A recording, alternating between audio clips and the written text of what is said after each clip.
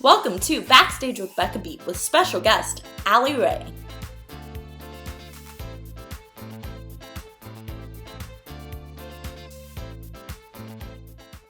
Hi everyone, and welcome to this episode of Backstage with Becca Beat. On this episode, this University of Michigan grad has played roles like Rizzo in Grease at Argyle Theater and Miss Lovett in Sweeney Todd at the University of Michigan. She's currently playing Moaning Myrtle in Harry Potter and the Cursed Child, where she made her Broadway debut. Please welcome Allie Re. I see your shirt. Yes! I have a lot of Harry Potter stuff. I'm such, when I say I'm a fan. Oh my gosh. I can't wait to hear what you thought about the show then, because I love to hear fans' take specifically. It was so good. And I was like, when Jordan asked, like, who are you interested in interviewing in the show? I'm like, Allie was amazing. Thank you. That's so sweet. That means a lot, especially coming from the fans. I appreciate it. Really, really good. Thank you. So I want to ask, first of all, how are you? I'm so good. Are you in New York? It's like freezing here. I'm in LA right now. Right. I was in New York like a week and a half ago. Okay, so it was pretty cold then too. So yeah, I'm just like staying warm. But other than that, good. Trying to like avoid going outside at all costs. I'm actually originally from California, so like I'm not used to this. I've lived in the cold for a decade now, but I'll never really be used to it. I don't think. No, it's insane. And I feel like I was there January 2024, and it wasn't as cold as it was when I was there a couple weeks ago. Yeah, it's been mild the past couple years, but this year it's like freezing for a long time. So yeah, it's wild. The wind chill was insane. That's the worst part. If you like get on the wrong avenue and it's just funneling down those buildings. Yeah. Yep. I had my dog with me too, and she was like, "Are you for real right now?" She was like looking at me like, "Why aren't we in California?" Right. Oh, wait, that's so sweet that you can travel with your dog, though. That's like the dream. It is. It's the best. So I want to know, have you always known that you wanted to be a theater performer? And like, when was the moment you realized? Yeah. I think I've known since I was probably like 13. Or maybe that's when I realized I was very active, like kid extracurricularly. So I played sports. I loved soccer, played volleyball, liked it less, tried swimming, did all that sort of thing. And eventually, I think when I was like 9 or 10, I started doing drama, like theater camps and choir. There's like a children's chorus I was a part of, and I really loved that, but I did it all. And then in 2012, I traveled to New York for the first time with my class, my 8th grade class, 2012, 2011. Anyway, and I saw my first Broadway show and something clicked. I was just like, oh, you could do this as a job. Right. And then also, I don't know if this is the case in many high schools. I went to public school in Northern California, but everything was very time intensive. So it was like you could either do soccer or you could do the show. Yeah. And without hesitation, I was like, well, I'm doing the show. So I think that is when I started taking it quite seriously, even just as a hobby. And then a couple of years later, someone from my hometown, I realized they went to school for theater. And I was like, you can go to college for this? Sign me up. You're like, that's so awesome. Yeah, I just had really never thought of it. No one in my family is in the arts. So I was excited. I wanted to go to college, but I didn't know what for. And then, yeah, by the time I was 14 or 15, I was like, oh, you could do this forever. Yeah, I'd like to do that, please. What was your family like thinking as you were finding this out, not being in the arts? Yeah, you know what? They were so supportive, and I can really look back on that now and say like that's like very rare. I think they just saw how much I enjoyed it, and I was, I think I was decent enough at it that they were like, yeah, why not? Like, go for it. I think, yeah, my dad's like an engineer. So I think he was also just kind of intrigued. He's like, I think they also had to discover you can go to school for this. Right. Sure. Yeah, why not? Like, we didn't know this. Yeah. Oh my gosh. And you're not just kind of good at this, because I like saw a couple covers on your pages on Oh, like I saw a pair cover too. And Oh my gosh, yeah. that was insane. Oh my God, thanks. Yeah, I don't know. I've always loved music is very special to me, especially when I was a kid. I think it was, to be honest, I think I was more into choir than I was theater in high school. So singing has always been very close to my heart. But yes, I love it all. I mean, so good, so good. And Thank you. I would ask, what was the first show you saw on Broadway? That was The Addams Family, starring Bebe Neuwirth and Roger Rees. And I think Rachel Oh, Potter was the Wednesday. And it was, I actually, fun fact, I was obsessed with The Addams Family when I was in middle school and high school, specifically the 1964, 1965 sitcom version. And so it was kind of a match made in heaven when I saw that as my first Broadway show. And I remember downloading the cast album on like my very first iPod Touch. And I would wake up and play the overture every morning. oh my gosh. It's so fun. So it would have been on your Spotify Wrapped. Is what Right. If Spotify Wrapped existed then, it totally would have been like your number one played song is the overture of the Addams Family. yes, over you played this like 8,000 times. Are you okay? Yeah, are you okay should have been the first question, but that I guess that was like a very formative time. That was one of the cast albums I listened to the most, for Oh sure. my gosh. I love that. And it's such like a unique first show too. Yeah, well, this is another fun fact. My first show was supposed to be Spider-Man Turn Off the Dark, which was at what is now the Lyric. I think it was the Lyric then too. And it also had Matthew, who plays our Harry Potter, was in it, and Kem or Kristen Martin, who plays our Delphi. They were both in that show. I was meant to see it, but I think it had closed early by then or something. But Oh I'm my like, well, that's like paths are crossing, wild. right? That is wild. And can I just say the speaking of Kim, the makeup in that in the Cursed Child is so insane. So Like good. I could not tell that was her. It took me a week. Yeah, And I think at stage door also, you came out and you were like introducing yourself. And I was like, makes sense because the makeup, like you can't tell who. no, it's something because this is my first Broadway show and I've never stage doored before. And I remember at first it made me so nervous because you walk out there and people are like, hi, because they don't know who you are. And so I was like, hi. And people are very sweet, but finally my dressing roommate is Megan Byrne. She plays McGonagall in Umbridge. She's like, just walk up and say, hi, I'm Allie. I played Myrtle. I was like, oh, you're so smart. um, It's literally like top tier. Yeah, thank you. But yeah, we are all wearing like I have 5 different wigs in the show. Kem has that amazing blonde ponytail, which is gorgeous on her, but looks nothing like her actual hair. So it's just hard sometimes to tell. Oh my gosh, it's wild. Like Yeah, I feel like you could have like friends and family come to the show and not even realize that like 100%. I actually made like I took pictures of myself in all my wigs and made like a little page for my family to see. So I was like, so you can find me on stage when I'm wearing a new hair and you're like, which one is she? they're like, wait, where are you? Looking. Yeah. Yes. So I want to ask, you went to University of Michigan to study. Blue. And Yes. that have been in really good school, I think, as all theater fans know.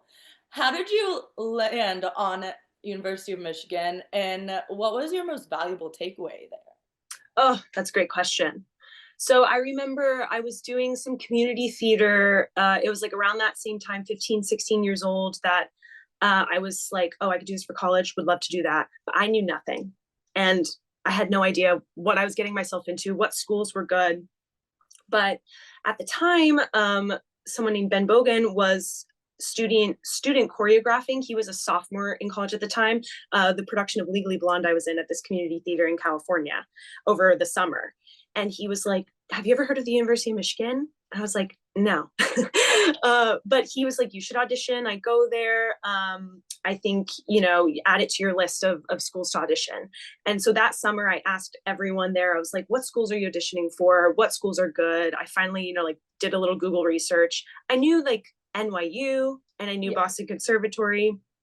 Yeah. But I'm sure as anyone who's gone through the audition process knows, there's just like so many options, so many different kinds of ways to get a theater education. So I just kind of like made a long list and went for like 10 schools, I think. University of Michigan was on there truly because my friend Ben Bogan told me to do it. Oh my gosh. Did you realize that like it was such a high prestige school?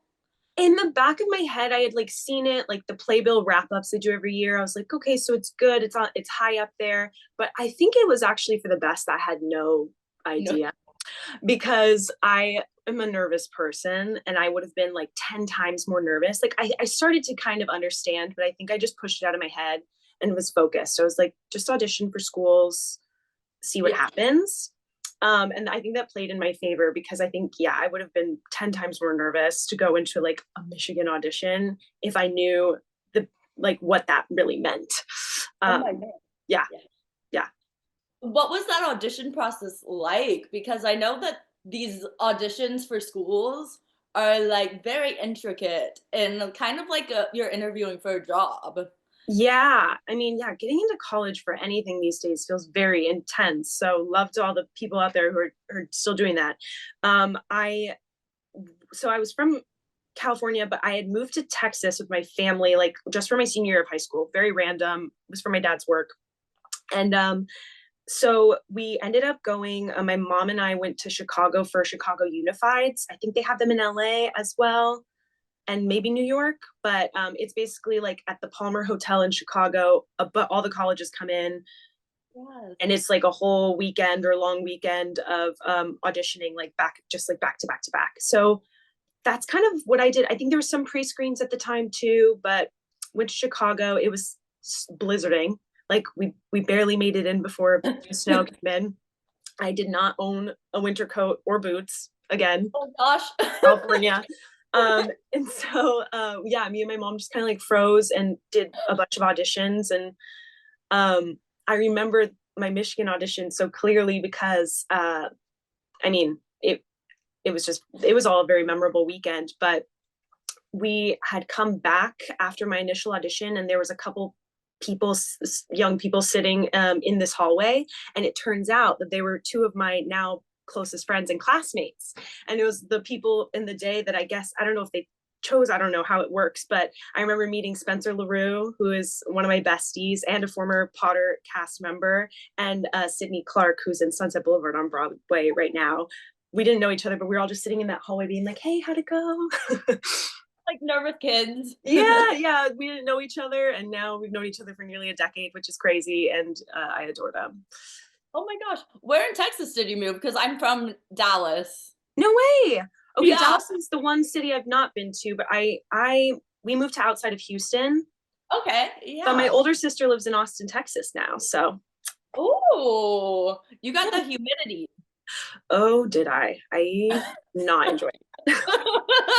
Neither my hair is normally like wavy, Mm-hmm. and neither does my hair. That, yeah, I have naturally very curly hair, and it was just like I just kind of like put my hands up for that year, and I was like, it's gonna be frizzy. There's Yeah. nothing to do. No, you can't, especially like Dallas is bad, but Houston is nope. Swampy, dare I say. It is. It is Yeah. very swampy. But there's an ocean. It pans out. It's an interesting city, and I didn't get to explore it much. I was truly there for a year, and then I went off to Ann Arbor, Michigan, and my family moved back to California. So All the weather. All the weather yeah, bad. just I like to say like I've tried all the edges, like New York, California, Michigan, Texas. Haven't hit anything in the middle yet. We'll see. You're just like, I've hit all the weather patterns. It's fine. Like I'm Yeah, checking off all the boxes. yeah. Yeah. Yes. So I'm super interested. I also saw on your resume that you've done a bunch of workshops. And Yes, I love talking about workshops because it's like the beginning processes of shows. totally. So, what is it like for you to get to be part of those beginning processes and like develop characters and develop shows? It's so thrilling. I think a lot of actors will agree that being able to originate something or sink your teeth into something that doesn't have a big history and big expectations behind it is really exciting because you get to be really creative. And especially because most workshops, you're working in the same room as either, you know, the a new director or the writers themselves. So you get to ask like direct questions and even chat about things. They're like, okay, so this isn't super clear to me. What was your intention behind it? You know, and then maybe offer some feedback to make it even, you know, clearer and fuller. And so it's kind of like you get to really flex all your muscles as an actor and performer in those workshop situations usually. Oh, absolutely. How do you like go about getting involved in those? I mean, you audition for workshops kind of the same way you audition for any show. I think, you know, there's casting directors will be behind them and get involved. Or if you have a direct relationship with the writers or directors, which is again kind of like theater in general. Yeah. Yeah. Yeah, that I mean, they tell you to make connections in the industry, and I think like that really does help at the end of the day too. Yeah. But of course, auditioning is like the main. Yeah. I mean, sometimes I think of auditioning as continuing to make connections because I mean, as we all know, sometimes we get called in for things that like maybe this one isn't for me, but like at least I get to go into this room and give it my best go and they get to see, you know, we get to make further our relationship by another 3 minutes. Yeah, or and how they get to write down your name for something, some idea that they have in the future. exactly. Yeah. Do you have a favorite workshop that you've done and why? I hate to choose favorites, but yes. No, there's a show I've worked on for a couple years now called Fountain of You. It's written by two near and dear friends, Faye Chow and Tasha Gordon Solman, and it's this amazing dark feminist satire, like comedy about that kind of the way they describe it. It's like Legally Blonde meets Little Shop of Horrors with like a dash of Sweeney Todd. So like, yeah, Oh, there is blood. Yes, you're gonna laugh, and it's just very. I don't know. I've had the most fun working on it, and I really love its message. It's always nice to do something that you're like I can get behind that, and yeah. So I think that would be my favorite. it's like all the things combined. Right, all of my favorite things. A little dark, a little witty, very witty, funny. Yeah, super super fun to work on. Well, I hope that that like goes places down the road because it sounds really interesting. Me too. I'm always rooting for them, and also whatever they write, I find to be just so, um, again, clever, funny, and very full of heart, which is important too. Very important, especially during like the whatever's going on in our world right now. Exactly. Yeah, very well Yes, put. yes. And before I get into Curse the Child, speaking of Sweeney Todd, you've done a lot of regional stuff too, and like Mhm. a lot of cool roles in college. So I Yes. want to ask, regionally or in college, what has been your favorite role to play? Ooh. Well, you mentioned Sweeney Todd, and I mean, how could I not? Like, Oh, yeah, I got to do Love It in Sweeney Todd my senior year at the University of Michigan, and it was like it was so fun. I mean, the show itself is fun. The role itself yeah. is epic, but also it served as such like a moment where I everything that I had learned over my 3.5 years, nearing four at Michigan, I got to like put it all into that. So it was a very satisfying process for me and where I was at in my kind of education. Um, and that music. Oh, I, and also, like, what an honor to be a Miss Lovett and Sweeney Todd at Michigan. right? I mean, it was truly kind of unexpected. I remember when auditioning for it, and I was like, I think I've got like ideas about this role, and it feels good. But you know, if it doesn't happen, I'm graduating in a couple months. Like it's totally chill. And I remember when I read the cast list, I was like, oh. Dude, wait a sec. Oh, now I'm gonna do it. Yeah, and it was so Yeah. it was really a really fun process, and I just remember spending hours in music in a practice room, banging out these Yes. crazy crazy melodies. I'm also obsessed with that you played Rizzo in Grease. Like that's awesome too. Yeah, that one was a lot of fun. That one felt like summer camp because we were all like, it was a summer contract and we are playing these teenagers who are like drunk at prom, and we were just like, silly, silly fun. Having fun, and you get the best song. I agree. I mean, not to shade all the other songs, but Worst Things is so I don't know, kind of devastating, and like in a way that you don't really see in Grease. I don't know, one of the things the director talked about that I loved was like, when you're a teenager, I mean, hormones and life events and just growing up, like everything feels so out of 10. And that song is like really like, I don't know, I really loved kind of being an angsty teen on that one. I'm seeing a pattern. You get the roles that are like acting, hardcore acting, and singing. Yeah, right. I mean, let's hope. That's kind of my favorite thing to do. But yeah.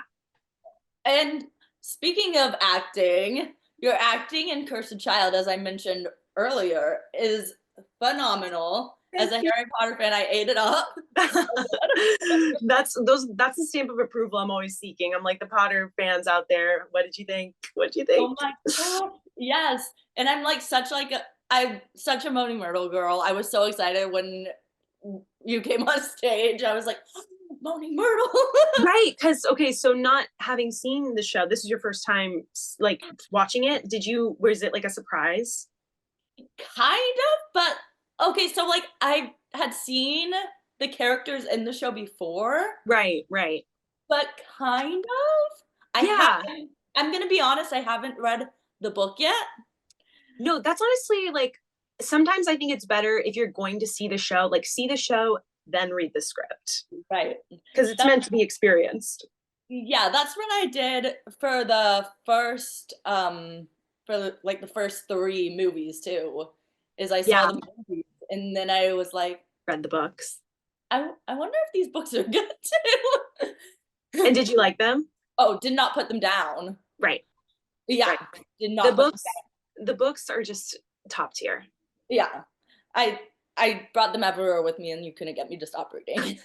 I love it. That's how you know a book is good, is when you're like, I'm on the train, I'm waiting in line, I'm literally any moment that I'm not doing Yeah. anything. I brought them some places I think my Nana kind of frowned upon, but you know, it's okay. I was like 12. I You're didn't like, know. Nana, you don't understand. Yeah. Oh, that's funny. So, what was your audition process like for Moaning Myrtle and Cursed Child? And like, were you excited to go in and audition for this role? Yes, I was. I was very excited, and that's not always the case. Again, I'm a very nervous person, but this one the scene that I prepared, I was like, I just want to show people. Like, I want to play. I want to have fun. So yeah, the process was, as I'm sure you noticed by seeing the show, that it's very movement heavy. The ensemble is constantly running around, to be honest. So the first audition I went in for was a movement audition, and it was an hour long. I won't call it like a dance call because we didn't like 5, 6, 7, 8, but a little bit. But yeah, and they kind of tested our strength. There was a lot of push-ups and planks. And then after that, I actually didn't hear anything for a month and a half. Classic. Oh. So I was like, goodbye, Harry Potter, on to the next. But come August of last year, they called me in for another movement call. So I was like, okay, we're not off the table. Oh, I should mention, before this, I sent in tapes for Myrtle and Delphi. Oh, it was the Myrtle Delphi tapes, first movement call, month and a half. Went to another movement call on a Monday, and then I did the Myrtle scene. Came back the next day, and basically, flash forward, it was like a whole week of coming in every day, and it was like movement and scenes. They do a fly test for certain tracks, and then did the scenes again. So it was like a whole week of just like back-to-back callbacks, and then thank goodness they called me on a Friday and they didn't like make me wait over the weekend. You're like, I would have been an anxious mess. I would have. And I a bunch of my friends who are in the cast now, they're like, I had to wait over like a Memorial Day weekend or like a holiday weekend. Or I remember it was 4th of July. Some people had to wait till after 4th of July, which was like on a Tuesday or something. Oh, no. I might have picked that up. Anyway, they waited a while. Absolutely brutal. Yeah. Especially if you, like, I don't have patience. So No, and it's just one of those things where you try to like let it go as soon as you walk out, because there's truly, after you're done in the room, there's nothing more in your control, but in the back of your head you're like, I wonder when I'm gonna hear. oh my god. Yes. So I'm curious going into the audition, like how did you prepare, especially for the audition for Moaning Myrtle? Because like it's such an iconic character. People know this character. And you, I mean, as I've said, I've already bragged about how good you are in the show to Thank you. you. Thank you. Well, I definitely gave the Shirley Henderson scenes a watch. She is the actor who plays Moaning Myrtle in the movies. And I kind of heard that they wanted to, for the person who played Moaning Myrtle on Broadway or in any of the stage adaptations, to like give a try at that voice, like Shirley Henderson's iconic voice. So I kind of prepared, I kind of created my own voice with it. And then one of the other things I did, I was like, I know she's like silly, like she's not a serious part. There are many serious parts of this play. Moaning Myrtle's not one of them. So I kind of just went, I was like, how big can I make this? And how much fun can I have with it? And I remember one of the other things, I found this like giggle for Myrtle, and I'm you saw it a lot, but in addition to kind of finding that voice, the Moaning Myrtle voice, I also found the little it's Oh we my call god. it now like the dolphin giggle, but I was like, I just want a little something in there that is my take, I guess, on an iconic character, and it is totally inspired by some of the sounds Shirley Henderson makes in the films, but yeah, little different. I'm glad you mentioned that too, because one of my questions, I was going to be like after some other questions, but one of my questions was like, how did you find the balance between making Moaning Myrtle your own, but also like keeping her, making sure she resembles the character in the movie that people love? And like, it blended so well.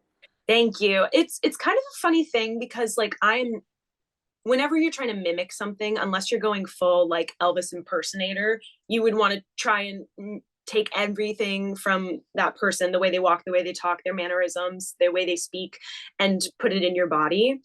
But for me, I was like, I'm going to go for a vocal quality and then stop there.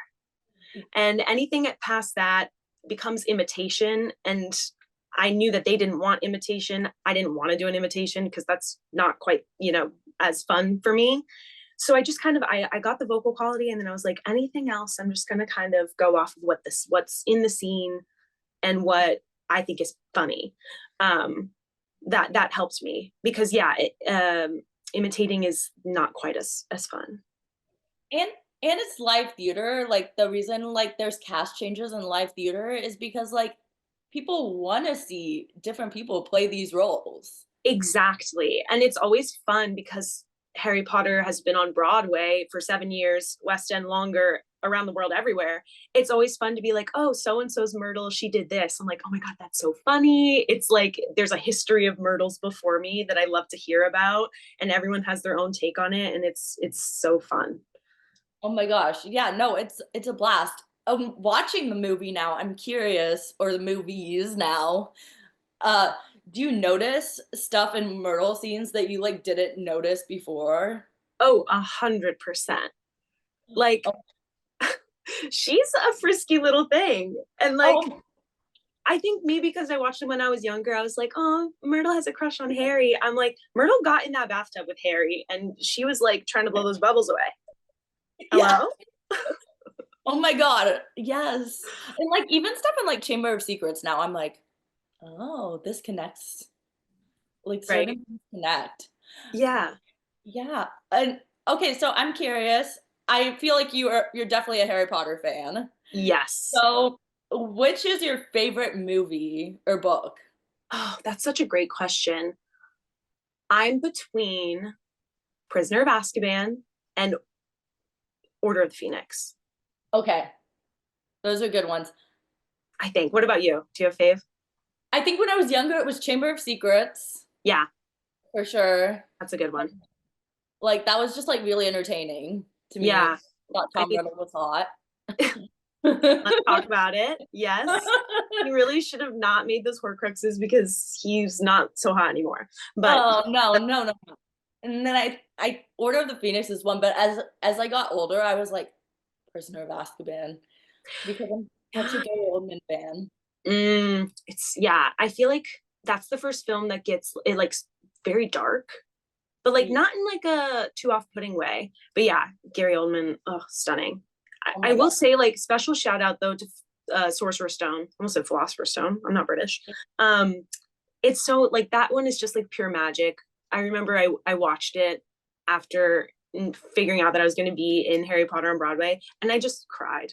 I was like, this is so magical, and it brings me right back to being a kid and watching Harry Potter for the first time. Oh, it's so good. And there's that kids are so cute in it. Like, So and cute. then you watch the behind the scenes footage from the show of Emma Watson reading all the everyone's lines, and I you're like, know. You're like real life Hermione. What? So sweet. who's your favorite Harry Potter character besides Myrtle? Because I'm sure you're biased now and love it. 100% biased, and it would be Myrtle for sure. Yes. I kind of like Remus Lupin. I feel like he's so nonchalant, loving. He's got a really interesting backstory that I'm like, oh, I want more of that. Yeah, I maybe because I have Prisoner of Azkaban on the mind, I'm thinking of Remus Lupin, but Oh my gosh, absolutely. And you were part of a cast for Cursed Child that debuted a new version of the yeah, show, yeah, which is very cool. And I talked with Diana about this yesterday. So what was that like for you stepping in to Cursed Child as they were like, okay, we're shortening the show again and yeah, under 3 hours? yeah. I Yeah. mean, it was super interesting because I'd seen the two-part version back in 2018 because my sisters and I are all big Harry Potter fans, and that was like my older sister was like, we have to go. She got us tickets for Christmas. It was so sweet. And so I knew what it was in this massive version. And then I mentioned my friend Spencer was in it, I think years 3 through 5. And so I saw him do it in the 3.5 hour one part. And when they said they were shortening it more, I was like, what more could they cut? Like I had all these things. So, but then we got the script and I was like, oh, this is like a, how do you say, like all the magic is still there, but like we are telling the story. And it was honestly a very smooth experience for us coming in. I have so much respect for the people who they were doing the 3.5 hour version, and then in at night and during the day they were doing the 3 hour version in rehearsals. Oh And my God. then even then there was a couple people who had been around since the two-part version. So I was like, how many versions do you have in your head right now? Those are the people who I think really had like an interesting experience. But like for us, it was just like I was like, yeah, this makes total sense. Oh my God, I think I would lose my mind if if I had three versions in my head. Yeah, it was funny in rehearsals. Sometimes they would come in and they'd be like, if I add a line or two, like, I'm so sorry, I'm doing this track tonight and I've got to like make sure I know what to do tonight. And we were like, yeah, no problem. Oh my God. That's wild. And I'm sure like the movement changed too, the movement you were mentioning earlier. Yeah, I think a lot of it has stayed kind of true because that is number one, those are like very magical moments. And number two, the movement serves a purpose often, whether it's giving people time to do changes, costumes, or getting us into from one scene to another. So in some ways, I think the movement has like remained pretty consistent. The staircases part, Oh my gosh. oh my God. I was like, this is a full-on workout you all are getting running around the stage. And let me tell you, those staircases are not light. They are made of steel, honey, and they are a lot. And I can't even talk. I don't push them. I push them like once. But some people, they're doing shoulder warm ups every day just to push those stairs. Yeah. Oh my God. And it looks like choreography of itself, like the pushing Oh, of the stairs. everything is done with such intention. It's so beautiful. And that's why, like, when I watched the show as an audience member, it was just magic. I wasn't thinking, like, oh, wow, it must be heavy to push stairs. Like, it's just really beautiful. And everything's a part of the story. I think the staircase ballet, which is when Albus and Scorpius are kind of missing each other on the stairs is so, so beautiful. Oh my gosh. And okay, so I get why people are like, Albus and Scorpius, I love them together. Like Yes. I got it in that moment. I was like, oh. It's so sweet. Yeah. Yeah, I don't know if that's how it's supposed to come across, if it's supposed to make me want them to be together, but you know. But I felt the same way. So I yeah, was like, this is so it's cute. so Kind of sweet. Romeo and Juliet in that moment. Right? Because the stairs and everything, the balcony, I see it. I see it. Yes. Missing each other and like, oh my goodness. Right. Oh, wow.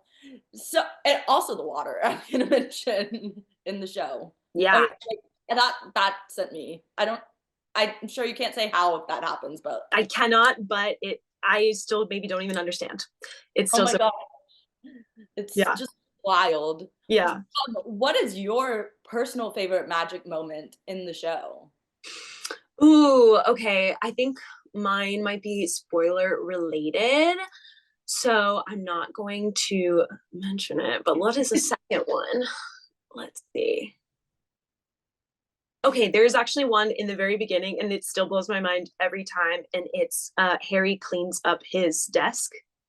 Um, like he has papers all over his desk, and he waves his wand, and suddenly his desk is clean. And I know it's like it's not like a big part of the plot by any means, but every time I'm like, man, that's good. Wow. Magic. Magic. I actually factually have not. I don't know how that like illusion happens. So for all I know, it actually is magic. It is. Matthew James Thomas learned a spell, and that's what happens every night on Broadway.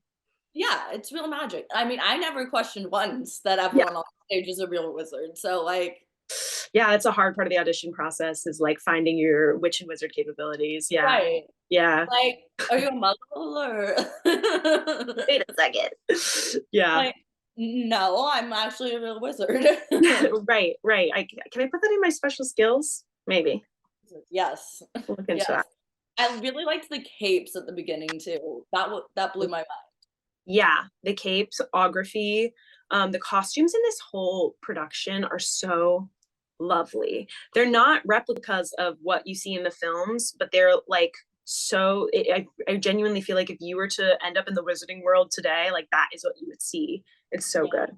Oh my gosh, absolutely. Absolutely. What is your house in real life in Harry Potter? I am a Ravenclaw. I was gonna guess that. Really? Wait. Can I try and guess yours? Yes. Okay, I'm between Ravenclaw and Gryffindor. I'm Hufflepuff. You're Hufflepuff? Oh my goodness. Okay, now I'm seeing it, maybe. I didn't even cheat on the quiz either. Well, you know what's funny? When I was in high school and that quiz came out for the first time, it wasn't even I think it was like Pottermore back then, Yes. or maybe it was even like someone just made one. But I wanted to be Gryffindor so bad that I ended up getting Slytherin because I was like, they could tell I was trying to cheat. But then I took it again and I was like, let me just answer it truthfully. And I'm a Ravenclaw. And I've been a Raven every time. We actually had to retake the test for like to join the company because they use our houses behind our headshots. That's a fun fact. Like on social media posts and stuff. And I was like, let me take it again just to be sure. And I am still a Ravenclaw. Oh my gosh, I love that so much. Yeah. Yeah, I think one of my sisters is a Ravenclaw because she's in law school, but she keeps Oh, getting Hufflepuff. And I'm okay. like, I mean, you could be a lawyer and still be a Hufflepuff. I love that. I mean, yeah. I'm like, I think she's like maybe a mix of the two. I don't know. Yeah, someone at the stage door mentioned that. They're like, I'm a what do they say? Or actually someone in the cast too. They're a Huff wait, no, it was like a Hufflepuff and a Gryffindor. Gryffindpuff. I think that. Ooh. Yeah. So do they like split the Yeah, I just split the names in half. Like if I were a Slytherin and a Ravenclaw, I'd be a Slitherclaw. and for like the background they can just like Photoshop like cut each in half. Right. Everyone has like half and half. Right. Like Yeah. a little bit of this, a little bit of that. Yeah. So this was your Broadway debut. Yes. And I'm curious, do you remember what the day you made your Broadway debut was like? Oh, it was a whirlwind. The interesting thing about joining this company is they don't, how do I say it? Like we all started on November 12th was our like year 6 cast. And there was quite a number of new people, something like 26, 23 or 26. But the old cast went right up until the Sunday before. So we didn't get like we got like one full run of the show. And then we had a dress rehearsal the afternoon. And then our debut was in the evening. Oh my gosh. It was like our third full time doing the show. It was a house full of people, but it was also, you can kind of tell there were so many friends and family members there because everyone was so warm and loving. And it was like a Tuesday in November. And it was truly a magical evening. I can't, find a better word. It was a lot of my family and friends were there, and it was just electric. And yeah, I'll probably remember it forever. Very lovely. Oh, I feel like the cool thing about this show too is that you all are bringing in a lot of tourist crowds and a lot of people who are seeing their first Broadway show Yeah, because it is Harry Potter and because Harry Potter is such like a phenomenon worldwide. Has that totally. been cool to see like people experience their first Broadway show? 100%. And it's one of the things I love asking when I go to the stage door, is, like, have you seen anything else on Broadway? And even more special, there's some people who come who they're like, sorry, English is not my first language, but I had to see Harry Potter on Broadway. I'm like, that's even more special that people from all around the world are really coming in to experience the magic in real life. Yes, it's something that like connects people. Yeah, it totally does. And, everyone has their like house gear on that they've had since they were a kid, and it's nostalgic. It's really beautiful. I loved that the ushers too were like dressed in house gear. Yes, and I know, I actually don't know, but I imagine that they had to test and be like, what's your actual house? And you have to wear that gear. Yes, I'm thinking so. Yeah, I was like, I wonder if they had to do this because like that's really clever of them. That makes me like want to apply for a job at the theater. you should. Everyone there is so lovely. It's like literally from house to backstage to the cast, everyone is so amazing. I'm like, listen, I would wear Harry Potter robes 24/7. You're like, and get paid? Sign me up. Yeah. Yeah. I mean, Universal down the street from me, so Right. Okay, then you can do it there. I've never been to the Wizarding World. Is it amazing? go to the one in Florida. Okay. Is that one better? Yes, there's a train. There's a literal Hogwarts Express. I love that. Oh. And it takes you between the like worlds, Yeah. 2 different worlds. Ooh. Oh, it's like Diagon Alley. Yeah. Yeah. And then and then there's why am I blinking? Hogwarts? Is there like Hogwarts or? In like yeah, kind of like that area, I think. Yeah. Okay, cool. But it's just insane. Amazing. Yeah. So cool. I Yeah. think it's like the Hogsmeade area kind of. Oh, yeah, that makes sense. So Yeah. it's like that makes sense. And then the castle. Oh, cool. So fun. But the one here is cool. It just doesn't have the train. Right, right. And this one's like, Yeah, like, well, for the train. Go for the train. yeah, go for the train. It's a little more expensive probably, but But closer to New York, anyway. Yes, East So, Coast, no there you go. time change. No time change. Amazing. We'll take it. Love that. Love that. And before I ask my last cursed child question, want to get to the movement stuff in the show Oh, too. yeah. Yeah. What is your favorite? We mentioned the stairs. What is your personal favorite like movement bit in the show? I mean, the first that comes to mind is wand dance, which is what we call a piece of the show where the first year students are learning, or they're not first year, they're third years. Anyway, the students are learning how to use their wands. And it is so funny because the wands are really giving them a tough time. And it's one of my favorite things. I'm in it, so I love to do it, but also when like in understudy rehearsals when I'm watching it, it's so fun because each character has their own relationship with their wand, and you could tell some people are like, get it together, and some people are like, what's going on? And it's such a beautiful moment to really see like a brilliant group of actors like have their own moment in this beautiful movement piece. Yeah, so I think that one's my favorite, but there's a couple other ones that are close seconds and thirds, but again, I don't want to spoil anything. Do your ensemble tracks have character names? They do. So my pupil is what we call them. Her name's Sophia, and she's a Ravenclaw like me. And she, like, we all kind of have determined relationships with each other, and so she sits in the Hogwarts Express with Jan, who's a Gryffindor, and they kind of, you know, chat. She has, I think, to me, a little beef with Rose Granger Weasley, because I think she thinks, you know, Sophia's like, I'm the smartest, and Rose is like, I'm a Granger Weasley, I'm the smartest. Right. Yeah. So we have some beef. It's very fun. Like, hello, Hermione's daughter. I know, but I'm like, I'm a Ravenclaw. It's what I do.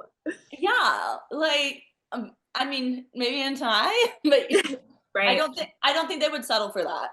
No. We're fighting till year 7. We're like, who's gonna be prefect?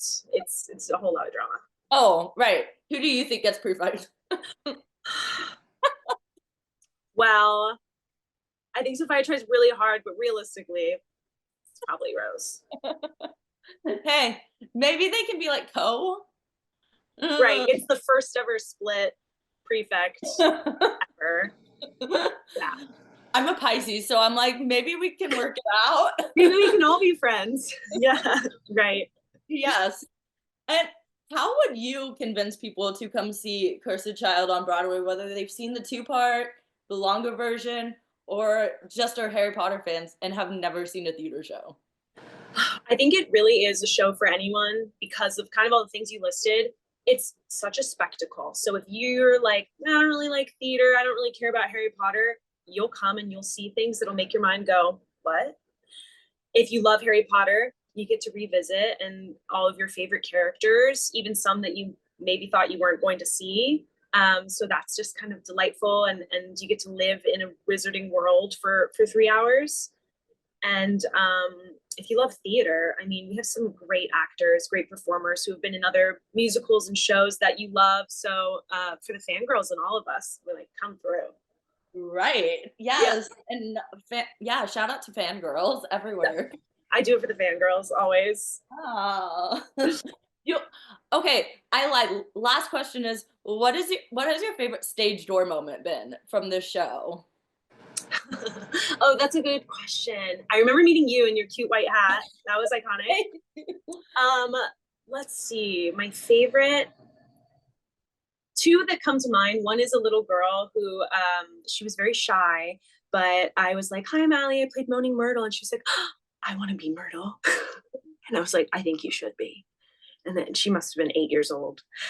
So that was really special because I remember there was a period of time where I wasn't going out to the stage door as much, and my dad was actually on the phone with me, and he's like, when you were young, you went to the stage doors and it made like your day, it made your life, like it was everything to you. You should do that for other people too. And I was like, of course you're right. And so I did, and now I'm kind of hooked. I love going to the stage door. And then the other one was in the very beginning, when I was a bit too shy to be like, hi, I'm Allie, I played Myrtle. I went out and someone asked me, they were like, oh, who'd you play? I was like, oh, I played Myrtle. And there were kids, but then the moms came in and they were like, oh my gosh, we want a picture with Myrtle. And I was like, the moms get it. Yeah. The moms know what's up. Yeah. I know. It was so, those are 2 of my faves, but I really love, I love going out there and meeting everyone. It's so fun. And like, I want to emphasize too, because I feel like it's been an issue lately a little bit, that it's like not something that you all are required to do, stage door. Yeah. I want to emphasize that because like I've seen a lot of recent, I think it's kind of changed post-pandemic. Right. But it is like when you all decide to, or when you all are in like hey, like I want to do that today. Like exactly. It is super fun. And I feel like I want to remind everyone to be very grateful. And we appreciate it too, because like even the days that we're like, oh, you know what, I just did a 5-show weekend and I'm really tired, like I'm sending love to everyone out in the stage door, but I'm sending myself to bed. So Yeah. it's not because we don't appreciate, but even then, like, yeah, I think, like, don't you want to chat with people when they're like happy and excited and Right. not Right. exhausted? um yeah. Not having their eyes closed. Yeah, They're like right. coming out like, Like, what day is it? yeah, what day is it? Where's my train? I don't know. uh Right. Like, yeah. I just want to get home and go to sleep. Yeah, it is our jobs, but again, I think also it's such a fun part of the job to be able to meet everyone at the stage door, so it's Yes. grateful that it exists. Aw. Well, I want to ask, what is your dream role on stage or dream roles on That's a stage? great question. I remember when I did Love It, I was like, okay, I'm 21 years old doing Mrs. Lovett. I would love Right. to do this again when I'm like a real Okay. adult. So I love a lot of Sondheim shows I would love to be a part of, like Merrily and Sweeney Todd and Into the Woods. Those kind of shows are will forever be on my bucket list. But of course, I mean, everyone's talking about Wicked. I am like, I gotta do that at least once. Um, Okay, I was gonna ask about that because which witch would you play in Wicked? Because I feel like you could do both, maybe. so this has been kind of like a growth moment for me because I walk through the world maybe like an alphabet. I love a spooky spice. I love like, stand a woman standing her ground. But I think I had the realization that I think deep down I'm a Glinda, but certainly a Nessa Rose. Justice for Nessa Rose, let's not forget about her. But no, I think Glinda is one of my dream roles for sure. I mean, it the kind of comedy, even that I do a little bit in Myrtle, I feel like it feels not similar, but I'm like, ooh, I think I would have a lot of fun sinking my teeth into Glinda. So that I think that is the witch for me. I think. Ooh. Yeah. It's interesting because like I always when I like hear people sing and I'm like, okay, this person could be in Wicked. I'm like, I go to either Elphaba or Glinda, but I was like, I can't pin which one because I think she could do both. No, thank you. I think it is I mean, I think it's so funny that we think everyone should be one or the other. I mean, it's almost like I think there are so many actors who, depending on, what vibe they're going for, like could really do either.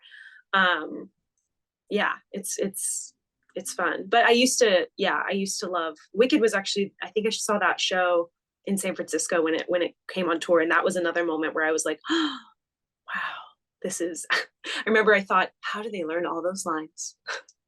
Well, and then you see it like multiple times and you're like, okay. All the lines now. Yeah. Right. Yeah. I mean, it's in LA right now, so yeah. Yes. Yeah, I've been seeing it more than I thought I would during this run. No, as you should. Oh That my god. is, I mean, it's amazing. Who were your first witches in the show? You know what? I need to go back and look that up. That was before I was in the theater world at all. And so I never looked, but I'll have to go back and see who was on tour during that time. Very interested Who are to yours? so I'm bad. I didn't see it live until 2018 and 2019. Okay. So my first were Jackie and Kara. Special. You're like, ee! Good. That's amazing. So good. But I've caught up since then. It seems. That's Yeah. about, I mean, it comes through LA like once a year or no? Once every 2 years? Like once every like 4, 5 years. 4 years. Oh, why did I think it was more than that? Yeah. That's Yeah. I wish every 2 years. That'd be yeah. dangerous. You can meet it. Yeah. Yeah. Well, other people. I need a break. Right. Right. So, who is someone you look up to in the theater industry? Oh, so many people. Uh, um, the late Gavin Creel was someone who I met in college, and we did like a little workshop of some of his songs when I was a sophomore. And he was someone who, as we've all learned and everyone has spoken about, especially these past couple months, who was just so present and so full of like authenticity and love for the craft and love for being human and all the messy bits that came with that. That was really someone I looked up to as a young artist, someone who was very special to me. Who else do I look up to? There's so many amazing people, and it's a lot of the people who I like meet in person, because you get to know someone when you work with them. Even my roommate Megan Byrne, I say roommate, we share a dressing room. We call each other roomie. My roomie Megan Byrne has been in the biz for years, and she always shares like so many amazing stories of her time in both theater and TV and film. And I really look up to her a lot. And yeah, I mean, the list is very long. I think that's so special to have like people around you who are like your cast members, who Yes, you can look up, who you can kind of like draw inspiration from. 100%. And it's like it's for so many things that you know, there's artists who I really admire their art and I don't know much about them and I'm inspired by them, but I'm also inspired by people who I'm like, you're an amazing person. And I'm like, how do you do that? Like, I'm in, listen, I'm inspired by you all doing 8 shows a week on a Broadway and sometimes 9 shows a week during the holidays. Like insane, mind blowing. yeah. I don't know how you all stay awake for that. Well, there was a Celsius or two in that 9 show weekend, and I or 9 show week, I should say. And to be honest, this is my first time doing 8 shows a week, and I remember everyone I worked with in the past was like, once you get there, you really got to take care. Like it's no joke. And I was like, sure, yeah, yeah, yeah. I was like, I'm full of energy. It's no joke. You're like, oh, okay, now I see. Now I see. And there, yeah, it's no small feat to be that on, because that's the other thing too. Working a lot for any industry is really hard. When you're doing something very physical and high energy, you can't really fake that. You have to like pep up. But Yes. everyone's so lovely in the audience, and so when the audience is there, I like turn on. I'm like, all right, we're here together, and that fuels me. Yeah. Yes. How do you, so speaking of that 9 show weeks and 8 show weeks, how do you take care of yourself and your energy? Yeah. I mean, I am someone who like I cannot function without sleep. That I'm sure will haunt me. I mean, it haunted me in college, but I get 8 hours every night. I prioritize that above sometimes like I'll skip a yoga class in the morning if it means I get an extra hour, and I'll maybe like say, hey friends, maybe we can FaceTime catch up instead of meet for coffee so I can, you know, get my sleep today. And yeah, I just try to rest when I can, which again is hard when you want to see your friends and you live in New York and there's a million other shows. So you're like, oh, they have Monday night performances. I want to go see that. Yeah, it's definitely challenging, but yeah, I'm a sleepy bean, so I guess that kind of helps.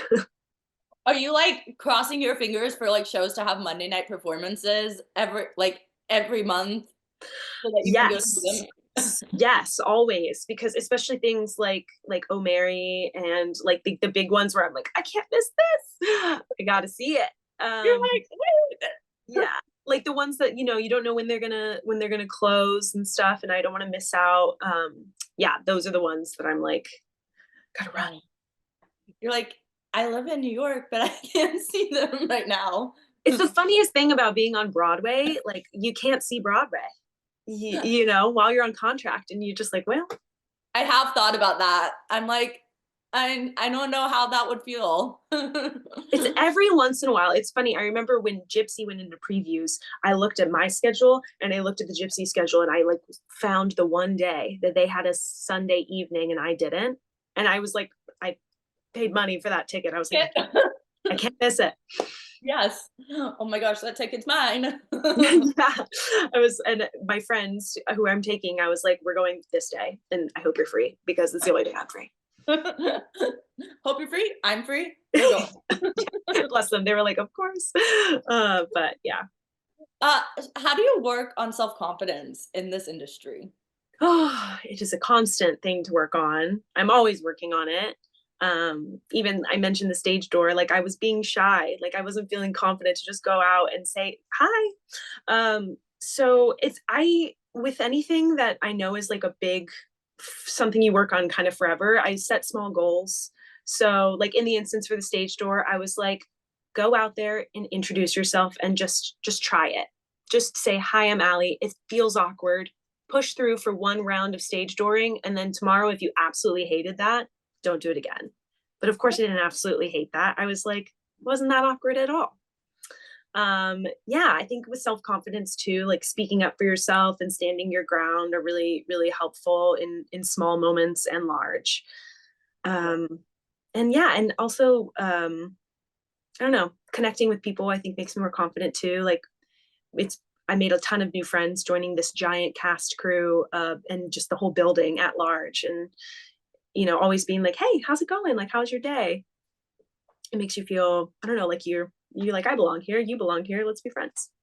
Yes, you were part of like a group of people, and like you realize everyone around you is a human too, and like we're all going Exactly. through the same thing that's called life. Isn't that funny? Yes, exactly. Maybe different journeys, but same dealing with the same things. Yeah, and we're all like, we have this thing in common, this amazing job that we all have, and so that's like a starting point. But from there, yeah, it's yeah, And I'm glad you were brave enough to like go out and get that appreciation because yeah, people should appreciate that job that you do on yes, stage and every. they do. People are so lovely. I don't know why I was being such a little shy, scared girl, but I think we all get that way sometimes. I mean I'm I wouldn't raise my hand in class, so But now you have this amazing, like you've interviewed how many people, like Broadway actors? What? I did it during the pandemic and like it's it's a passion project It's and amazing. I just love it. I love talking about theater. Yeah, I could tell, and I love talking about theater with you. Like there's not been a dull moment. And also Oh, meeting you at the stage door was so lovely. I distinctly remember your white outfit, but also I just like remember we had like a lovely chat. You didn't seem shy at all. It's awesome. I think when I'm in like a safe space like the theater space, I'm like, Yeah. you know, like this is a good place. People Yeah. get me here. Yes. You're like, this is my space where I'm comfy here and familiar. Yeah. That's And awesome. the boy sitting next to me at the show I have to mention was from Belgium. Oh, So amazing. I gave my extra ticket to an usher outside to Oh, find someone because I couldn't find someone previously, and he, like, walked by, and it was his first Broadway show. that is so special. And you Yeah, made that happen. That's so kind of you. and now we follow each other on Instagram, so that was That's so amazing. Did you get to like chat during intermission and get uh, to know each other? That's so oh my cool. gosh, it was really fun. It was, like, cool connection, and I was like, to be a I get to be a reason someone saw their first Broadway show tonight. That is huge. I That is, mean, plus Jordan, but Jordan Goins, but yeah, but still, no, that is so lovely. That happened to me. What was I seeing? Oh, seeing The Notebook, and Hell's Kitchen is like around the corner, but someone walked up to me and I was waiting outside for a friend and it was like 3 minutes till the show started. And someone ran up to me. They're like, do you want to see a Broadway show tonight? And I was like, actually, I'm seeing one already. And they're like, oh, I have a ticket to Hell's Kitchen. I was like, that's so nice of you to just offer it to me like a stranger. But I was like, I can't. I hope you find someone else that did and or who can. Oh my gosh, that's so cool. That's so Like, and it's such a good way to meet people too, I feel like, who truly, yeah. yes. And like you see some amazing theater. I was like, that is so such a Oh, nice thing to do. nope. I'm glad you got to see The Notebook. Yes, yes. I was like, it was one of the ones on my list that I was like, I have to see this before. Like, I can't wait too long before it Yes. closes. Yeah. So I want to ask, where can people follow you on social media to keep up Yes. with what you're doing, to keep up with your adventures and see you as Moaning Myrtle? Yeah. So I am on Instagram at Allie Re Bay, or ALLIEREBAE. I'm sure you'll put it. I can send it to you in down below. I've Yes, always wanted to do that. Check sure. Check the description down below. And that is my main like social media. I have a website, which is alliereofficial.com. I keep that up to date. And yeah, those are my mains. Hey, the website is really good. I'm always impressed with websites because they're hard to make.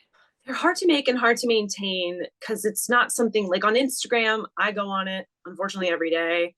So you keep things up to date. But websites, I don't like go on my website every day. It just kind of exists. Anyway, thank you. I appreciate it. Oh, the unfortunately everyday thing is so true because I saw like a bunch of posts yesterday. It's like, get off Instagram. And it's like, when you're reposting the get off Instagram thing, you're not following your own advice. Like, wait a second. You're actively on Instagram right now. Hello? Like, I think we need to follow our own advice sometimes. I think that is very wise. I actually was just journaling this morning and I was like, I do not want to keep waking up and like being phone. I want to wake up and be human first. Then inevitably I'll go phone, but give it an hour, you know? Exactly. So I want to ask, lastly, do you have anything that you'd like to promote, or do you just want to tell people to come see Cursed Child on Broadway? I think everyone should see Cursed Child on Broadway. I think that's my main thing right now. I'm hoping to do a little concert here or there as my Monday nights are free. But until that happens, follow me on Instagram. I'll announce those things there. And yeah. Ooh, do some live streams too for those concerts. Ooh, that's genius. See, I need to chat with you. You know how to do it. Yeah, because like if you charge for tickets for a live stream, like people you can charge for tickets on like through the venue. Yes. Yeah, you can. Yeah. I think most of the New York venues do that. I don't know. That makes sense. That's like, I feel like how I've even watched a lot of concerts now. When I'm like, I can't make it, my friends in that. Yeah. Yes. So cool. Well, it was awesome having you on. I'm so glad that this worked. Thank you so much. I had so much fun. Thanks for watching this episode of Backstage with Becca B. You can follow me on Twitter and Instagram at Becca B Talks to B. Or for more exclusive content from this interview and more, you can follow me on Instagram and Facebook at Backstage with Becca B. Make sure to subscribe to my channel and like this video. Or if you're listening on Apple Podcasts, go ahead and give me a 5-star rating. Thanks for tuning in, and I'll see you guys next time. Bye!